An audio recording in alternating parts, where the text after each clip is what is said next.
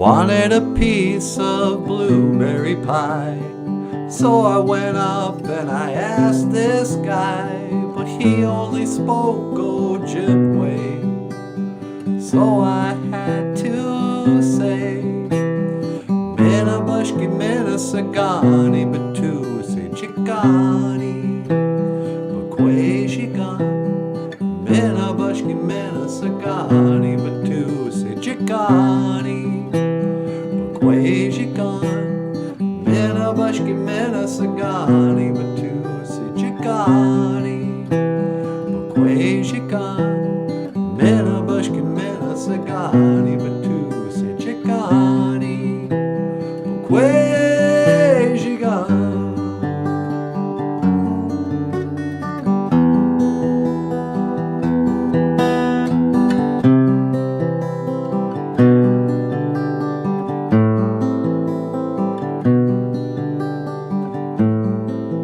Boozhoo, and welcome to Boozhoo, NANABOOZHOO, the podcast about Ojibwe language and culture.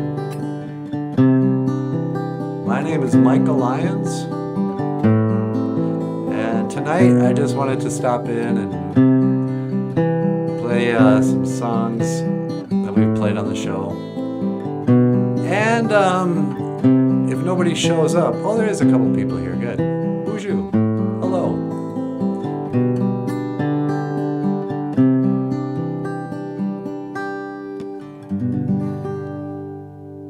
Today's Ojibwe word of the day, Boozhoo, hello. Welcome to my show called Boozhoo, NANABOOZHOO.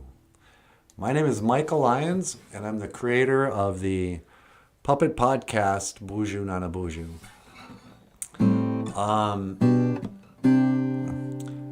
If you're interested in learning Ojibwe, I have no idea why you would be. But if you are, I put together a book of Ojibwe words and phrases that we teach on the podcast every morning. And this is not a dictionary. It's just a collection of phrases like days of the week, or all the different animal names, names of trees, months of the year, seasons, this kind of thing. And it's got some pictures and cartoons and coloring book pages and stuff.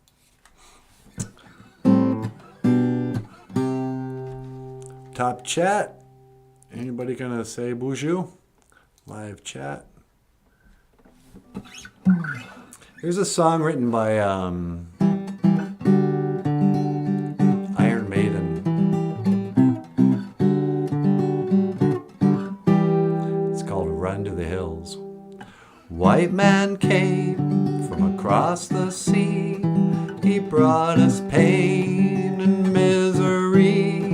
And he killed our tribe, and he killed our creed. He killed our game for his own needs.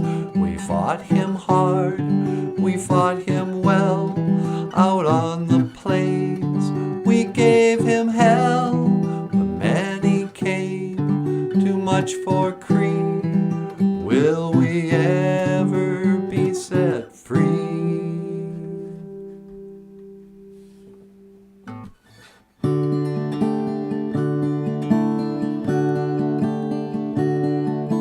Riding through dust clouds and barren waste, galloping hard on the plains, chasing the redskins back to their holes, fighting them at their own game. And murder for freedom, the stab in the back, women and children our cowards attack. Murder for freedom, the stab in the back, women and children our cowards attack. Run to the hills, run for your lives, run to the hills, run for your lives. Soldier blue in the barren waste, hunting and killing the game, raping the women and wasting the men. The only good Indians are tame, selling them with whiskey and taking their gold, enslaving the young and destroying the old, selling them whiskey and taking them gold, enslaving the young and destroying the old. Run to the hills, whoops, and run for your lives. Run to the hills, run for your lives. Run to the hills, run for your lives. Run to the hills, run for your lives. Run to the hills. Iron Maiden. Wally Bear is here. Boozhoo, Niji. How you doing, Wally Bear? Kicking tires and lighting fires. Looking viewers, eh, Mikey? Losing viewers, eh, Mikey? Losing viewers. I don't know what that means. But James is here. How you doing, James? Good to see you.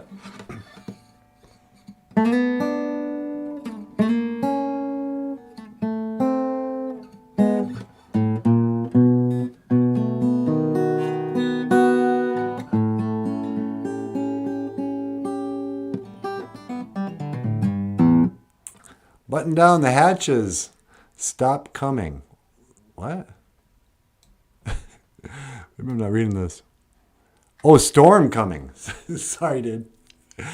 Is there going to be a big storm tomorrow? I thought I heard that the temperature was going to drop like 20 degrees and it's going to rain hard and everything. Like today was the last of our Indian summer.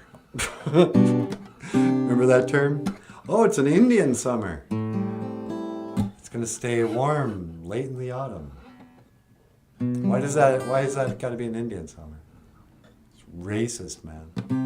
Speaking of racist, I got called a racial slur today. Only it wasn't a Native American slur.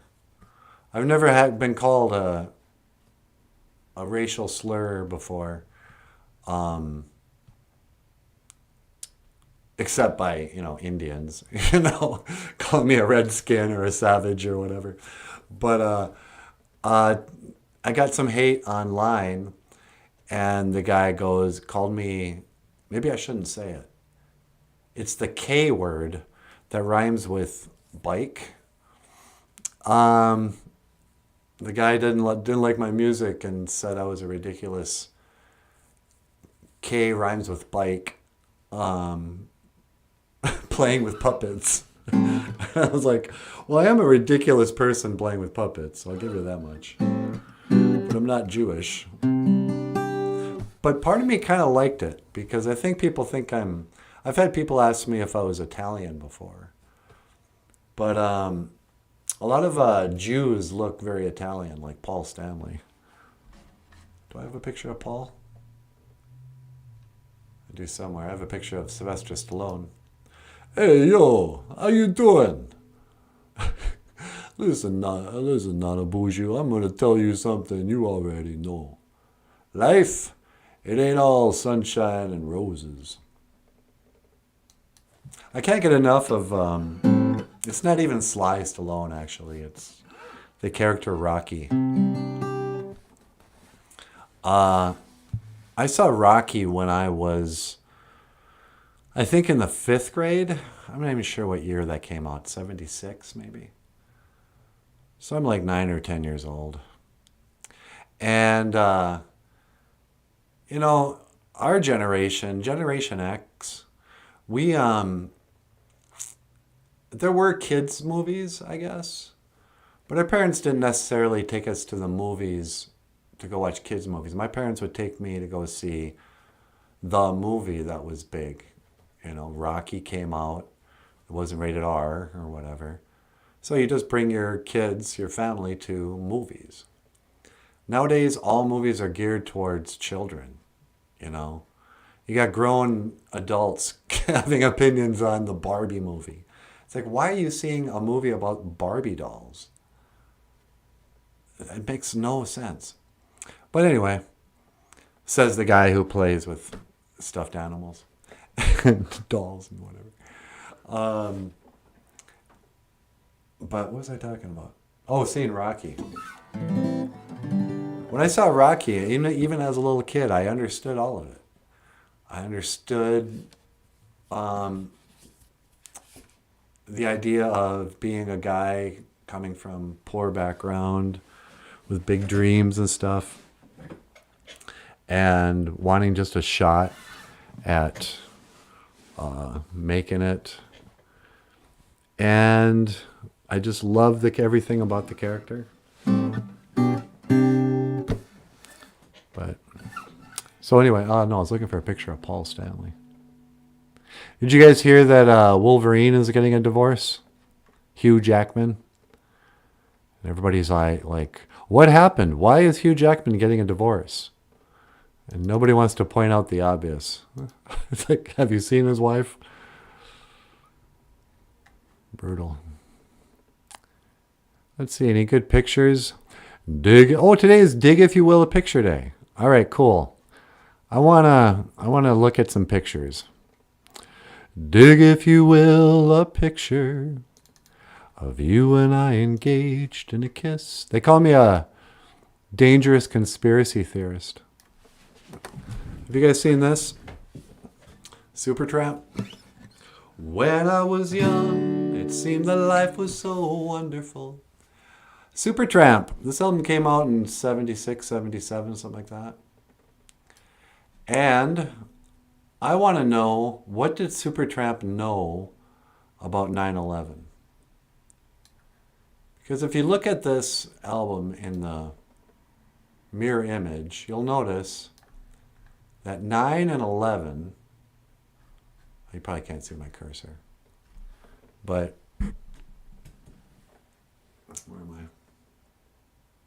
9/11 touches what looks like the Twin Towers, right? And the more you look at this album cover, you realize, oh wait, that's not New York. Everyone assumes it's New York. It's not even buildings. It's actually breakfast cereal and stuff. So you go, oh, you're making that up. But check this out. So she's having breakfast in America. 9/11 happened at like 9 in the morning, 8 in the morning or something. She's a waitress, and the picture is being taken from a airplane window. I'm not saying Supertramp was involved. I just want to know where they were 9/11, 2001. Also, oranges are symbolic of something. In The Godfather, any time before somebody was about to die, there'd be oranges or orange juice in the scene. It's like a Freemasonic image or something. Rocky was released 11/21/76. Oh, right on. 76. What a great year. Kiss came out with Destroyer. This album probably came out in 76. Rocky came out. Star Wars was probably... I mean, I hate Star Wars now. I have flies in my house again.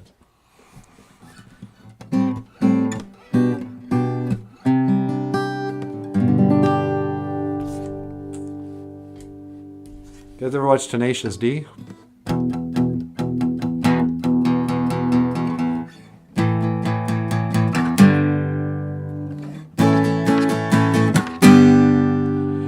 Government totally sucks, you silly gooses. The government totally sucks. The government totally sucks. Benjamin Franklin was a rebel indeed. He liked to get naked as he smoked on the weed. He was a genius, but if he was here today, the government would mess him up as right you say. The government totally sucks, you silly gooses. Government totally sucks. The government totally sucks. Well, let me tell you something about the government. They're messing up the environment. They're taking all the beautiful animals and making them so they're extinct. The government totally sucks, you silly gooses. Government totally sucks. The government totally sucks. But in the land of love and freedom, freedom. Where is it? Land of love and freedom. It's just a baby's breath away. And if we hold hands together, we can bring back the USA, the USA.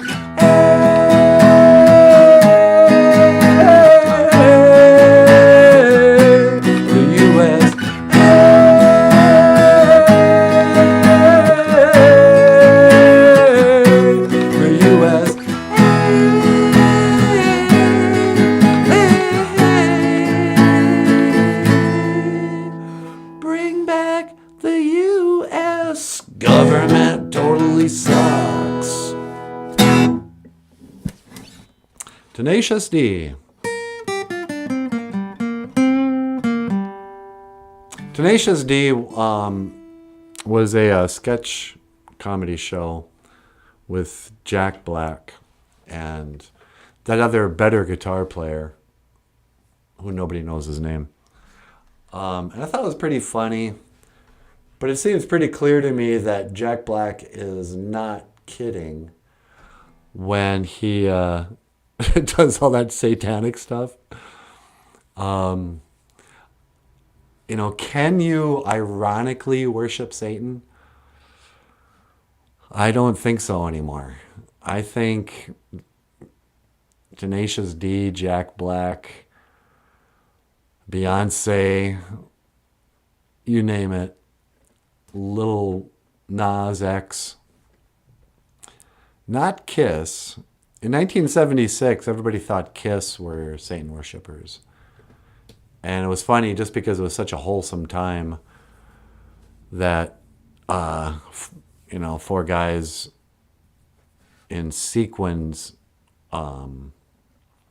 leotards and clown white makeup and high heel shoes, you know, got a lot of suspicion about their whatever affiliations.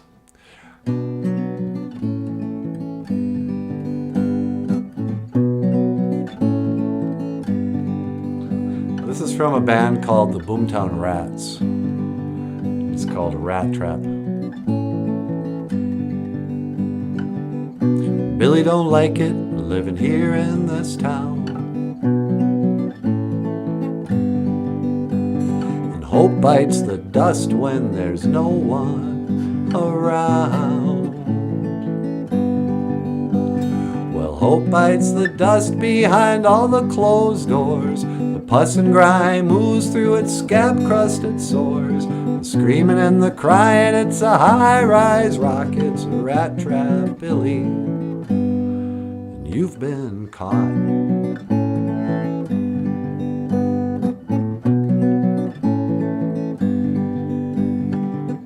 You can make it if you want it, or if you need it bad enough. You're young and good looking, and you're acting kind of tough. Well, Saturday night time to see what's going down. Put on the bright suit, Billy, head for the right side of town. It's only 8 o'clock and you're already bored. You don't know what it is, but there's gotta be more. Gonna find your way out, you're gonna kick down that door. It's a rat trap, Billy. Now what's in store?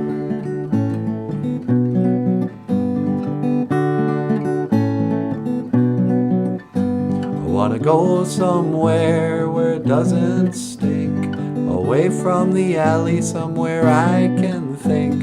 Gonna wash my hands and watch it wash down the sink.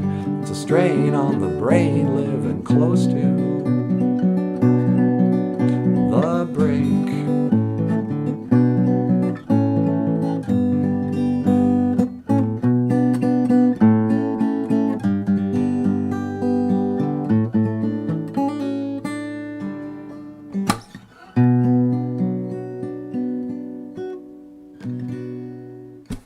Boomtown Rats, fronted by Bob Geldof. You might remember Bob Geldof as the one non-famous rock star at Live Aid. Not Live Aid. There was Live Aid. When all the 80s rock stars got together and said they were going to feed Africa with the money they made off of this enormous outdoor concert. And I never heard if they did anything. But it was a totally self-serving. It was the beginning of rock stars having to have like social conscience and stuff. 1985.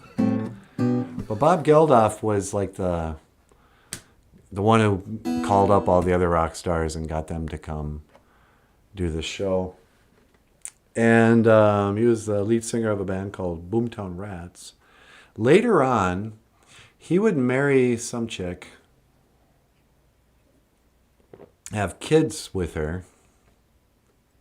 Then she would cheat on him with Michael Hutchins, whoever the lead singer who, choked himself off from In Excess.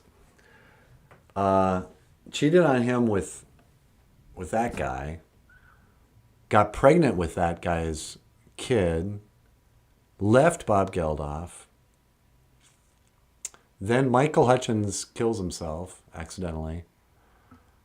This chick, then she commits suicide, I think. And Bob Geldof adopts Michael Hutchins' daughter and is raising all the kids by himself now. And people are like, oh, it's really nice of you to do that. And he goes, well, of course. I mean, it's my kid's sister. I mean, she was... But it just goes to show you can be Bob Geldof and still have your wife cheat on you. I wonder if that's what happened with Hugh Jackman and his wife. Did Hugh cheat on her with a dude? There's rumors going around about him. Or what? What else do we got here? Ojibberish. Ojibberish is a collection of Ojibwe cartoons that I've drawn. And the Little Cutie Story. It's on sale at Amazon.com. It's got a big old alien. What happened to those Mexican... There was a guy who was claiming he had 2 real alien bodies from Mexico, and he put them in a little shoebox with like some, velvet or something. And they're going to have a big press conference and finally kind of prove that aliens are real. And then I never heard anything. And I'm guaranteeing that it was fake.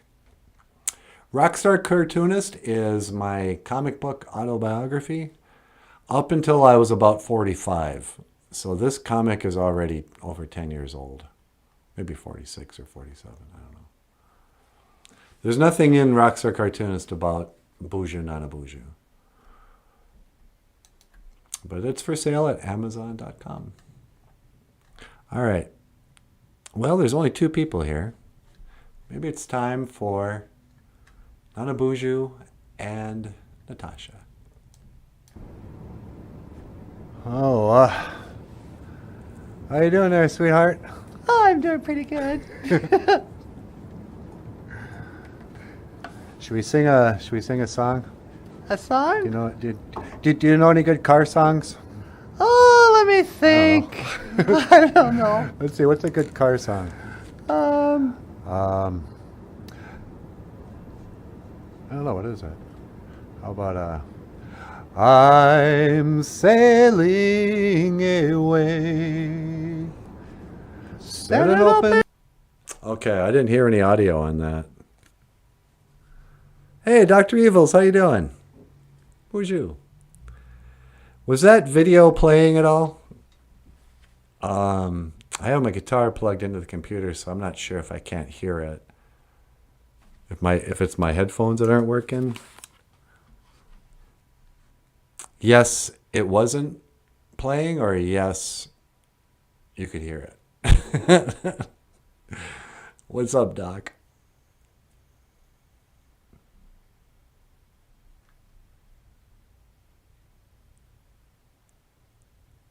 What if I just sat here quietly? All right. Well, here, let's talk about Ojibwe stuff. Moon, the Dybbuk Geesis. It's known as the nighttime sun. And Geesis is known the sun is known as the Geesis. Geesis. I remember when I first was reading Ojibwe, and I didn't understand the G's are always pronounced with a G. I was like, wait a second. The Ojibwe word for the sun is Jesus? All right, I don't know if that video's got any audio, so I'm not going to play it. Tune in tomorrow morning, and I've got some new puppet stuff for everybody. What can I say about the moon? I am fascinated by the moon landing, the Apollo moon landing hoax. I'm fascinated by the obvious hoax, but I'm also fascinated by the brainwashing that's taken place, where it's a very divisive. It's almost viewed hostile to say they faked the moon landing. This is what they call Earthrise. This is one of only maybe 2 or 3 pictures. I'm not sure how many pictures they claim to actually be photographs from space. Everything else you see, they always call it a NASA image. They're not actual photographs, but they claim this is a photograph taken from the moon. Now it's obvious that it's not. That's just the horizon of the Earth doesn't look like that. There are no stars in the sky. It's been debunked with people pulling it into Photoshop and cranking the contrast, and you can see it's just a photoshopped image. But NASA still claims this is a photograph. They claimed it was in every paper when it came out. In 1972. Because people also forget that there were 6 alleged mooned, they didn't moon anybody. There were allegedly 6 manned moon missions in 3 years. And then never again for the last 50 years. When people like me say, I don't believe they did that, I think they're lying. I got no reason to believe people flew to the moon in a rocket ship, got out, walked around, got into what they claim was the lunar air. I mean, it's laughable to those of us who've woken up from the spell, how obviously fake the moon landing. But like my parents, and most of my friends, people I know, aren't so sure they didn't actually go. Even though you can show them even just this picture alone. Like, do you believe that's a photograph? If you believe this is a real photograph and that the person didn't lie, then you can't be told that you were fooled. And it was the same thing with NASA is a humiliation ritual for the bombing of Dresden. Really? Let me pull that up. A humiliation ritual for the bombing of Dresden. Hey, Missy's here. How you doing, cuz? That's really interesting because I've heard that NASA was founded by Nazis. Werner von Braun, the so-called rocket scientists from World War II, were all Germans. And there's a lot of connection between Nazis and the Antarctica and the Antarctic Treaty. Dr. Evils, you probably know this, but you ever wonder why nobody's ever explored the continent on the bottom of the globe known as Antarctica? There was a guy back in the 40s named, not Picard, doesn't matter. In the very beginning of television, they had an explorer come back from Antarctica and say, yeah, Antarctica goes on and on. It's a bigger landmass than the whole North America, and it's got everything. Minerals, just, it's whatever. In my lifetime, in the future, we will be, Antarctica is the place to go. Then the only treaty in the world and in history that has ever been, Antarctic Treaty, thank you, Dr. Evils, ever been upheld, not broken, is the Antarctic Treaty, where the United Nations, all the countries got together and promised they wouldn't go to Antarctica, wouldn't explore it, wouldn't fly over it even. No one's ever flown over Antarctica. And they have military people, any kind of point of entry, that if people have tried to go to Antarctica, they're threatened and turned away. You can visit with the permission of the world government, and places will walk you around and say, oh, here we are, the South Pole. It's not. Because Antarctica isn't a continent, it's the ice wall around the circular flat plane called Earth that holds in the oceans. And beyond that, who knows? Probably extraterrestrial, more land. There's probably more continents beyond the ice wall. So when people talk about extraterrestrials, they've stopped using that term too, which is interesting. Aliens, gray aliens, visitors. They always want to talk about these gray guys being from outer space and another planet. Even if they're real,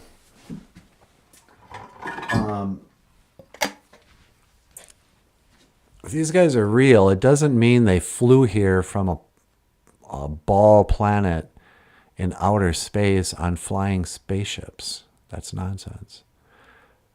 These guys could just be from a continent on the other side of the Antarctic ice wall. Or they could be living underground or under the oceans. Maybe there's flying, what we call spaceships, are just flying ships from these guys who live under the ocean. This is Stephen A. Leon. Hello. Welcome to Boozhoo, NANABOOZHOO. My name is Stephen A. Leon. I have a crappy Chinese accent. I gave no thought into his voice the first time. And because he's made in China, I just found myself speaking in this sort of nondescript, It's really creepy. But anyway. I have a laptop, but my phone is quicker than it. Wait, what is this? Ship tracking apps are seeing ships deep into the Antarctica.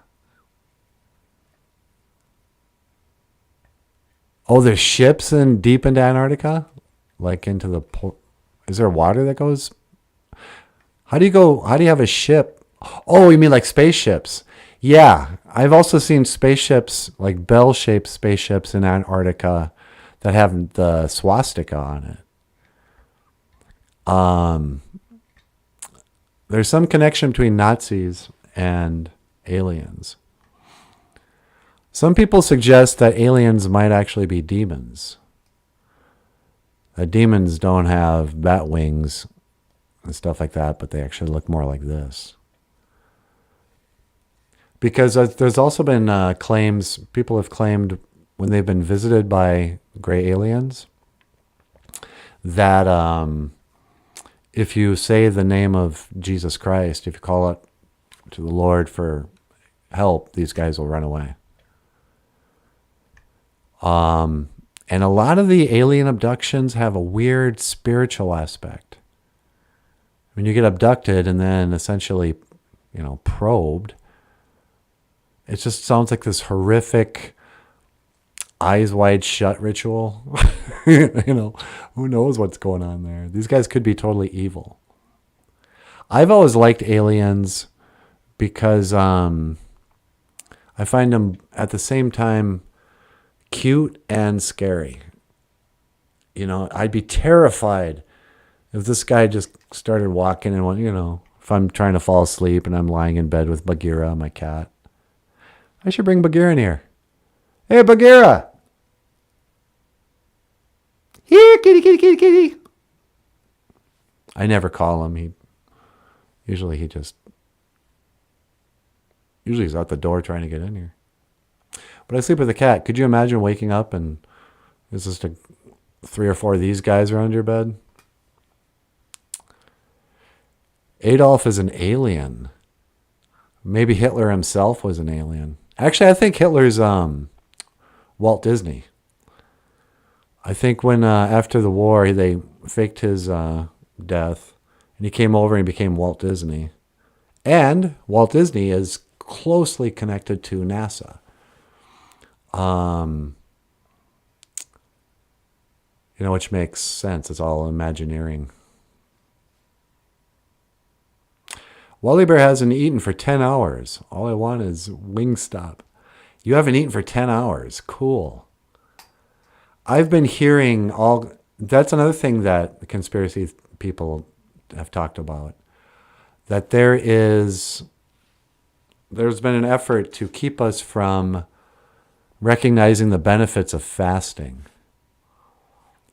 There was a whole campaign, an advertising campaign in the 50s, I guess, for breakfast. Even the term breakfast. It's the most important meal of the day. You should have a great big meal and break the fast. Whatever you do, never go hungry. And yet, all kinds of spiritual traditions, even Jesus fasted. Monks fast. Indians, when you go on a vision quest, they put you out in the woods, and you'll go without. I know a guy who went. He's probably full of crap. I was going to say I know a guy who went 10 days without eating or drinking, but he's probably full of crap. But I do. I've gone a day without eating. And there's been a few times when I didn't eat anything until the evening. I just drank coffee and smoked cigarettes until like 8 or 9 o'clock at night. And I got hungry throughout the day, I guess. There'd be moments or I'd get the coffee jitters, but it'd go away. But then the thing I noticed that by the evening, if you skip a couple of meals, I got real creative and real resourceful. And I got more energy. In the wild or whatever. In the old days when we spent all of our time just hunting and foraging for food and stuff. I think people operate. You get effective by when you're hungry. If you're really, like you figure out how to kill a buffalo with a sharp stick because you're starving to death, Zagat Edie Win, love. Boozhoo, how nice to see you. Welcome to the show. Say hello to this Zagat Edie Win, Stephen. Boozhoo, Zagat Edie Win. Welcome to the show. We are so happy that you are here today. Stephen Alien.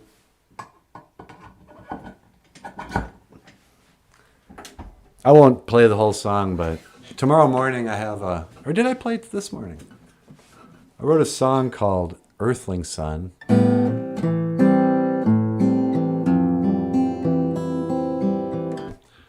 That was about an alien encounter where a guy wakes up to a gray alien at his bed and they start talking, and at first he freaks out, and but then the alien gives him a smoke, and it's not specific of what kind of smoke, but a smoke, and it eased the speaker's mind. And then the alien starts asking about his mom. He's like, so how's your mom been?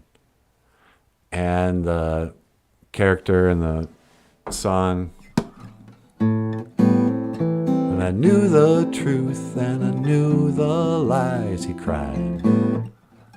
You're my flesh and my blood, you're my precious one. You're my flesh and my blood, now it's time to go. My earthling son. Something like that. And because when I was a kid, my friend's mom used to always read this newspaper called the National Enquirer. And it would have these stories of alien abductions and women becoming impregnated by the aliens. I had an alien's love child. Love child. A lot of love in that. Carson. Boozhoo, Carson. Hello, all. Good evening. Okay, Carson, you're probably not the same Carson I'm thinking of. There was a 5th grade Carson who wrote in once and talked to NANABOOZHOO. Is that you? I'm guessing you're Carson 1954, so you're probably born in 1954, and that means you're not him. But I had a 5th grader write in, and he told NANABOOZHOO that he was his fave. And NANABOOZHOO was like, you're my fave. And he goes, I'm a 5th grader. I'm a 10-year-old 5th grader, and I have a crush. What should I do? And it was really cute. NANABOOZHOO ended up giving him advice on how to deal with women in the 5th grade. I think his real advice was, whatever you do, don't tell them. The last thing you want to do is tell them. Not you, huh, Carson? Oh, okay. Well, it's nice to have you here anyway.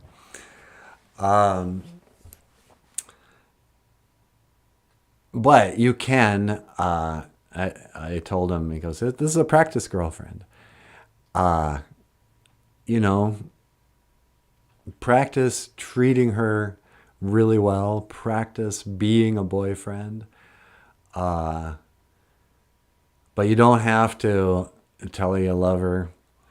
Just act like a cool boyfriend. Act like, see what it's like, You eventually, you're going to hold her hand and not be embarrassed and blah, blah, blah. It's awesome time. 5th grade women, very difficult. Yeah, it's a tricky thing. And also realize, you're dealing with a 5th grade woman, girl, a 5th grade girl. They're changing and they're trying out stuff too. There he comes. Come on, Buggyar, come in here and say hello to the crew. You want to say hi? Yeah.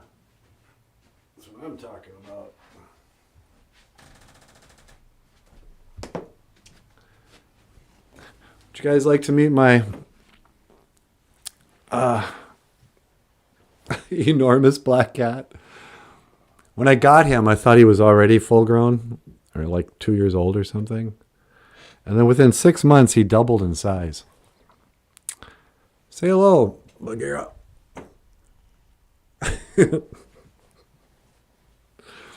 I just love my cat. Missy will remember, I used to have a white cat that passed away, and just broke my heart. I took it really hard. And I was a full-grown adult. I had dealt with deaths of family members and childhood friends. I knew something about grief. But when Princess died, it just rocked my world. I became religious after it. I was so heartbroken and filled with grief that I started praying in a brand new way. And it led me on a path of all kinds of spiritual discovery. But yeah, big kitty, huh, Carson? I overfeed him. It's my fault. I don't notice how fat he is until I see like a cat in the neighborhood in the wild. And it looks like, you know, he doesn't have this enormous gut. But he's good to sleep with. One of the things, I don't know if it's a gender thing with cats. Like, Bagheera is the exact opposite of Princess. Princess was an all-white female cat who was very standoffish, would hide under the bed if anybody came to the house. You know, didn't like to be held. It's just, you know, whatever. And I loved her, and I constantly, she would let me brush her all the time. But that was the only way I could really pet her, was if I was brushing her. And she would sleep on the bed with me, but she wouldn't cuddle with me. She'd just be at the foot of my bed. This guy, first night, you know, brought him home, and he's being a typical cat where he's all, you know, traumatized by being broken out of the cat shelter and coming to a new place. And, you know, he runs under the bed and hides, and I go to bed, to sleep, whatever. And by midnight that night, I wake up to this face just inches away from me, just staring into my face. And I'm freaking out. I don't know, this calf, he's just going to bite my nose. But he couldn't see me, and he was just sniffing, just right in there.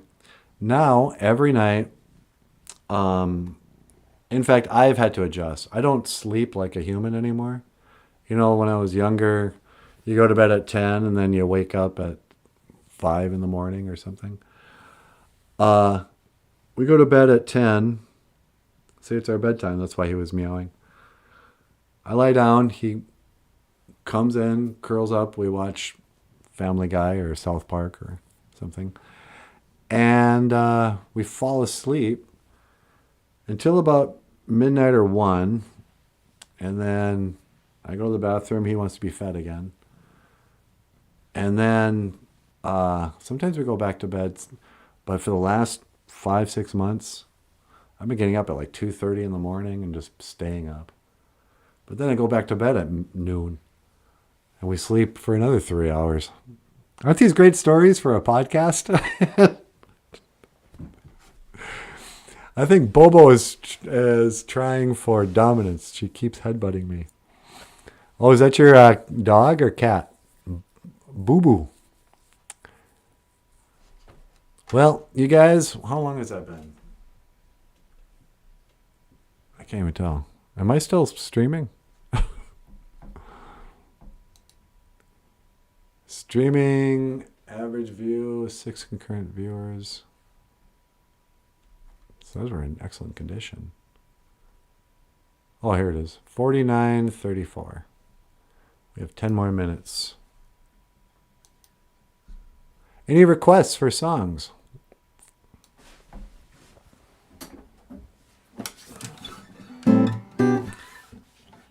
Here's one that the Boozhoo crew likes.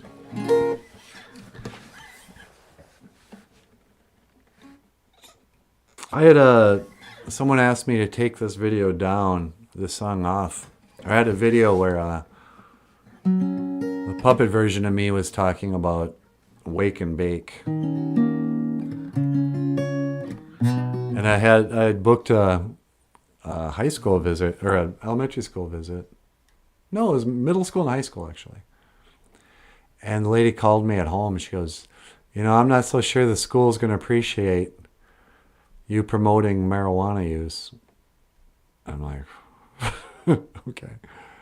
So I took it down and then I put it back up.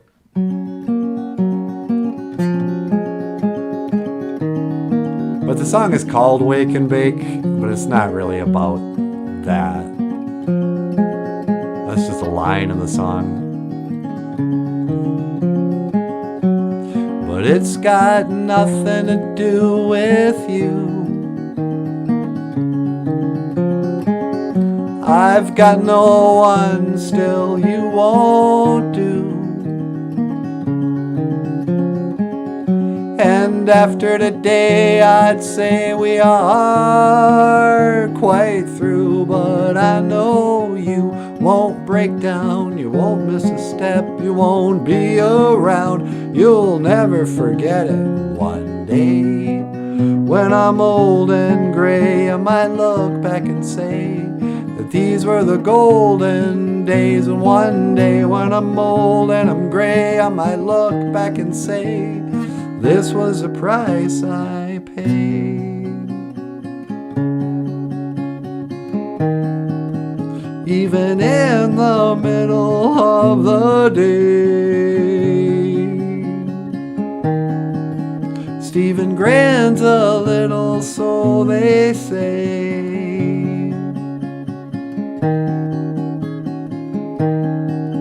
Sometimes, well, I wake and bake.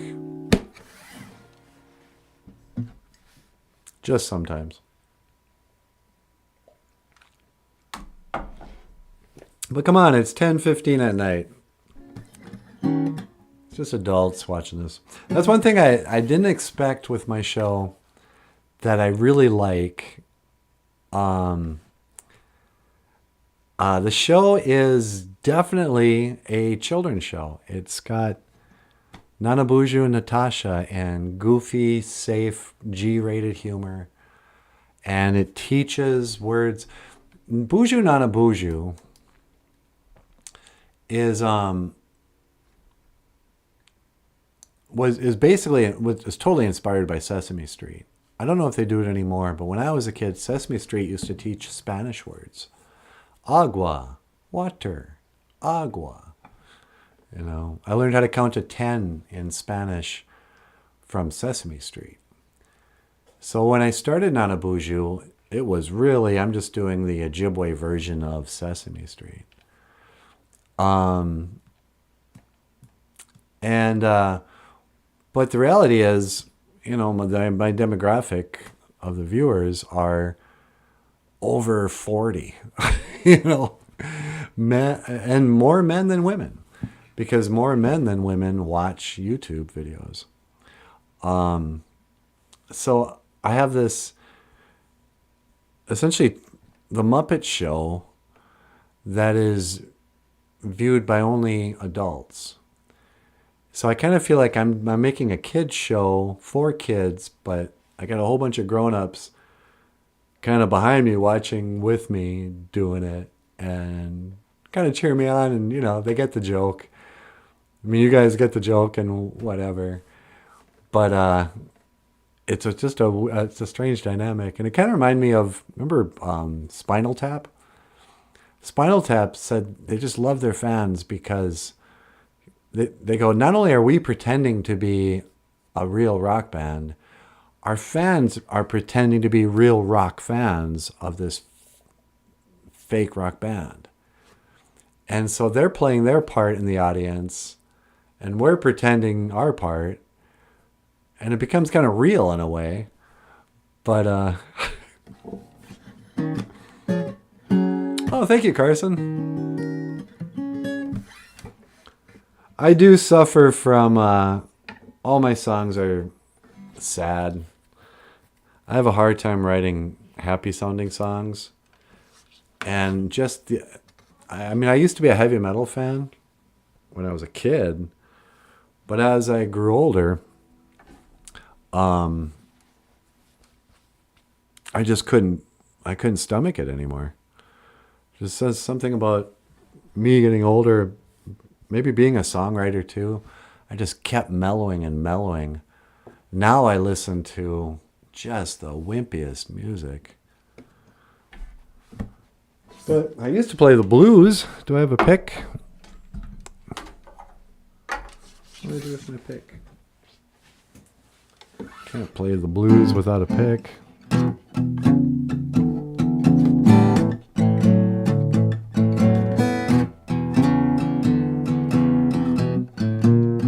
There's a red house over yonder where my baby stayed.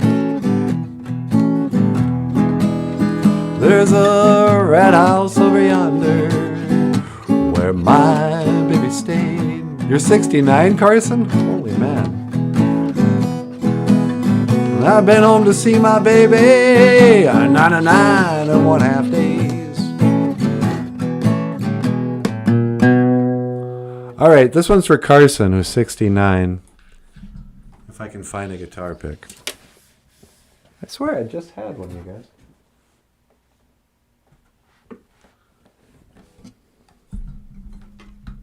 All right. Everybody in your generation likes Johnny Cash. I don't know how to play it.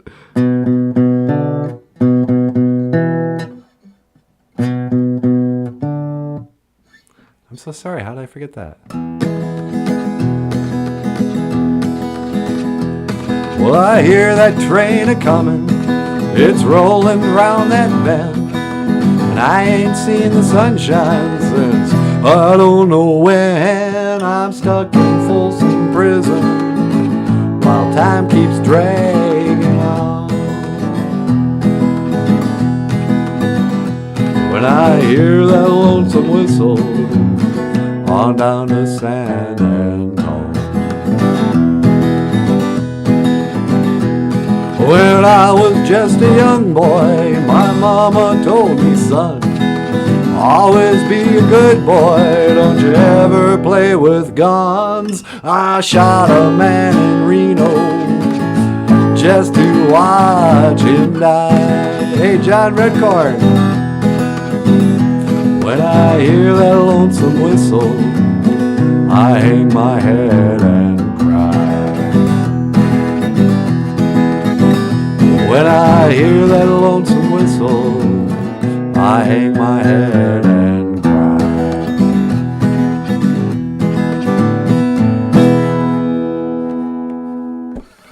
I used to host an open mic night.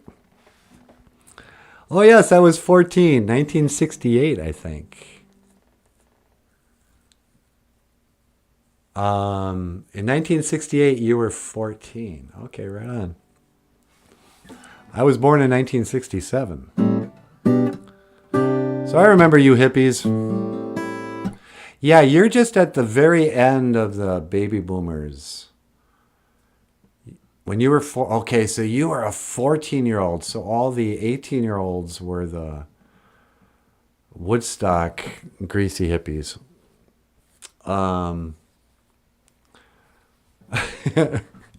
Welcome. Yeah, I'm from a small town in rural northern Minnesota. So, like, everything kind of reaches this middle part of the country later than in New York and stuff. So, like, the hippie era, there were still hippies in LaPorte, you know, well into the 80s, you know. But when I was in elementary school, I remember the adults, there were some of the elders who were greasers, guys who still wore grease in their hair and leather jackets and stuff. And then the teenagers, when I was an elementary kid, were like hippies and stuff like that. So their parents were the old baby boomers, and then I'm a Gen Xer, but I'm an old Gen Xer. I'm one of the original disenfranchised middle children of generations. I wish I had a pick.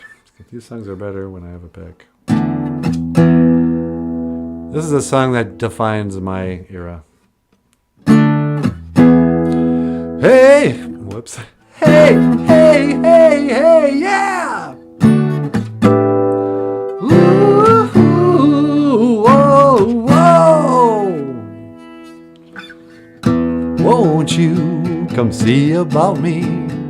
I'll be alone dancing, you know it, baby.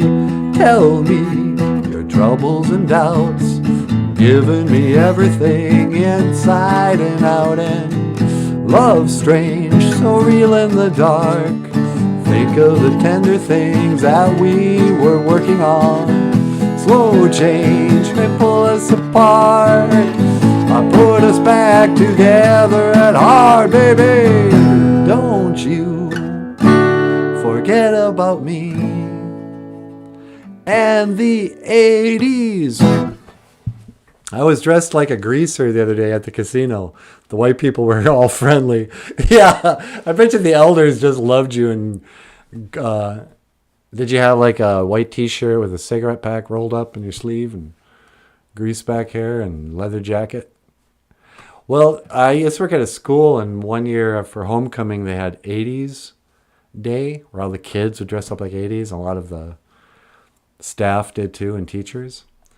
And at one point I was in the teacher's break room and we're all dressed up in the 80s. And the women, and you know, they're all now in their 50s. I said, I know you guys are making a joke of it, but I got to say, I don't think you've ever looked better. You know, they had teased their hair. They were wearing tons of makeup. The, flash dance, shoulder stuff. I thought they looked great. I said, you guys should always be 80s girls. Just dress like you did when you were young and gorgeous. I'm still dressing like I did in the 80s.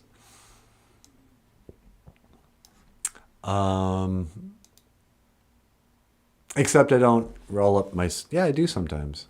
I was going to say I don't roll up the sleeves on my blazers, but if I'm playing guitar, those things get rolled up like I'm Lionel Richie. I'm even sporting a Miami Vice 5 o'clock shadow. You know, that was cool in the 80s. I used to have kind of spiked hair, but my hair is really curly, so it didn't really work. So I had to kind of settle for a Bruce Springsteen bi-level. Now I'm going for the balding on top, long on the back look. The Crypt Keeper, I think. You can't quite tell yet, but I wish Kiss hadn't started wearing wigs in the 90s and just let themselves go bald, because then they'd inspire the rest of us. I'm not going to wear a wig. That's ridiculous. Dr. E, I was sent here in a time machine that you invented. I need your help in getting back to 1985. Yeah. Anybody else have a kind of a quantum shift? I think it happened in 2012 or 2011. I heard somebody say the other day, nothing's been the same since 2011. Everything went to crap. And like 2011, 2012, that era, that was right around the... see, who was president then? Was Obama president? But that's when what happened that year? I think that's when the Mandela effect came out. Nice chatting. Good night and thanks. Miigwech. I think I'm learning. Gigawabamin. Minawa, come on back, buddy. Thank you so much for stopping by. But I'll see you again. Gigawabamin. Minawa. Yeah, me too. I gotta go. All right, here's a good night song.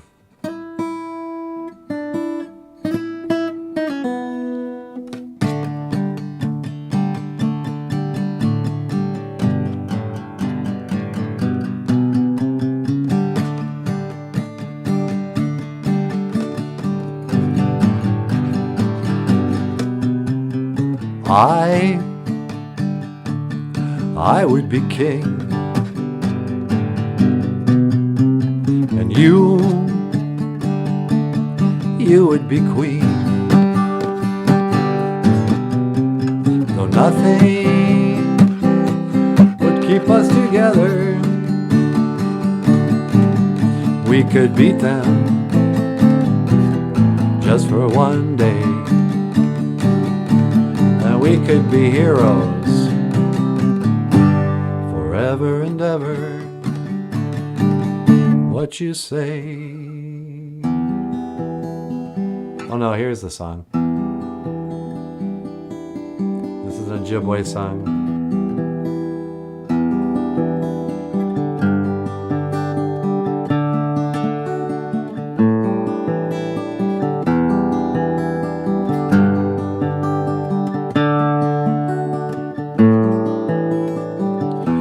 Miigwech Gitchimana-do, Boozhoo Gitchimana-do, Miigwech Gaiji Gakinagegu, Gaiji Chikean Nungu, Boozhoo Gitchimana-do, Miigwech Gaiji Gakinagegu, Gaiji Chikean Nungun Ni Miigwechi Wendam Gaiji Gakinagegu Ni Miigwechi Wendam Gaiji Gakinagegu Gaiji Chikean Nungun.